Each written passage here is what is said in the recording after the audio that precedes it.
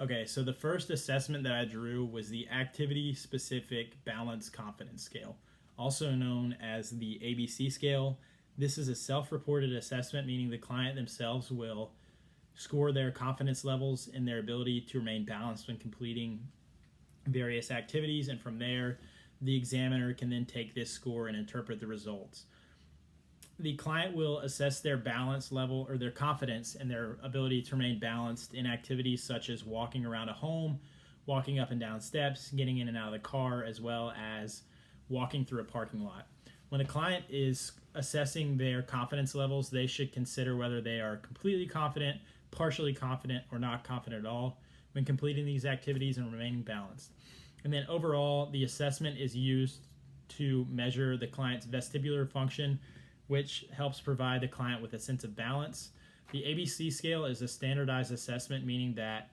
each client is scored the exact same way and they will complete the assessment the exact same way as everyone else who completes it. The ABC scale is a 16-question questionnaire, and an example of a question that a client might see would be, how confident are you that you will not lose your balance or become unsteady when you walk from a parking lot to the mall? So when completing this assessment, the client will be given a scale from 0% to 100%, 0% meaning no confidence at all, whereas 100% means total confidence. So the scale increases in 10% increments, so 0, 10, 20, 30%, all the way to 100%. The client will assess their confidence level and then score themselves based off of that. And then the examiner will take that score. They will add up all the scores from the 16 questions to get a total percentage score, and then they can take that score, divide it by 16 to get a percentage confidence level for the client. This score can be used to determine the client's ability to complete various activities of daily living, such as functional mobility, to determine the extent of their dysfunction when completing these activities. And then the different populations that the assessment would be beneficial for include those with vestibular disorders, individuals recovering from stroke, those with Parkinson's disease, multiple sclerosis,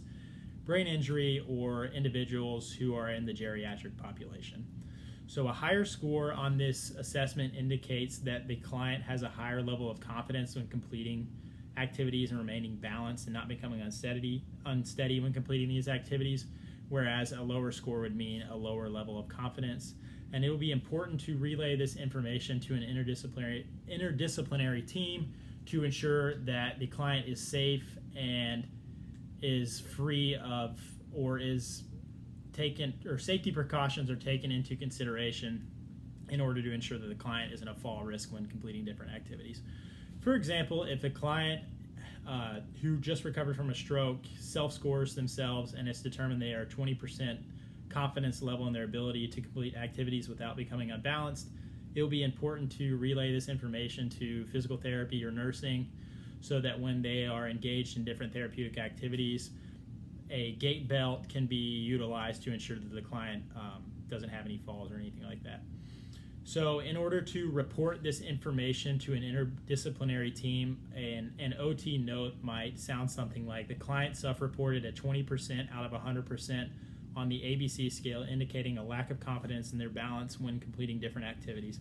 The client has a potential fall risk when engaged in therapy, therefore OT recommends contact guard assist as well as a gait belt when engaged in therapy.